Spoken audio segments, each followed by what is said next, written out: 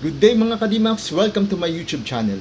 Ngayon ay panahon na naman ng pag-uulan at pagbabagyo. At sa video na ito ay siguradong kailangan natin ng emergency light. Tara na at i-review natin ang handy emergency light ng Firefly. Intro. Pasok!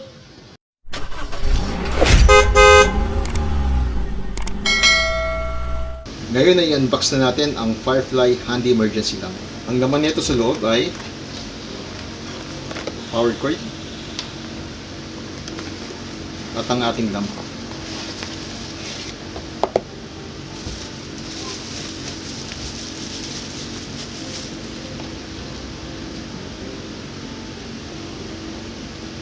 Ito ang Firefly FEL 439. It's a handy portable emergency light with built-in pull-out handles sa top side, built-in wall mount hole sa back side, built-in stand for table use. Ang light source natin ay 30 pieces 0.2 with LED. Ang operating voltage is 220 to 240 volts, 50 to 60 Hz.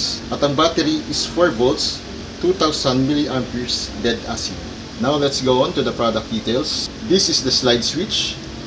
Pwede nating i-off, low and high power. Red light for charging and green light for full charge. AC socket, dito natin i-plug ang charging.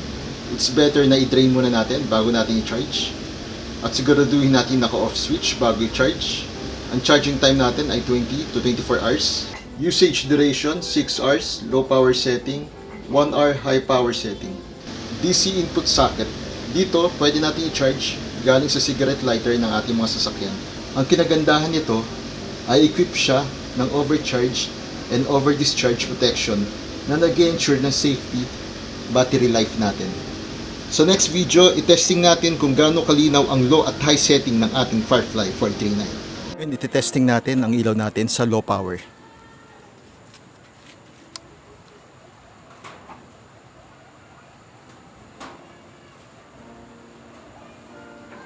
At ititesting naman natin sa high power.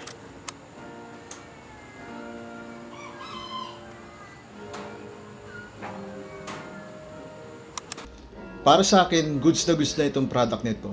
For brownout, for camping, emergency light para sa ating mga sasakyan. At ang kinagandahan nito, branded po siya. At para naman sa ating Firefly, baka naman. Thank you for watching our video. And please don't forget to subscribe to our channel para sa ating review, unboxing, tutorials, and adventures. Thank you and God bless.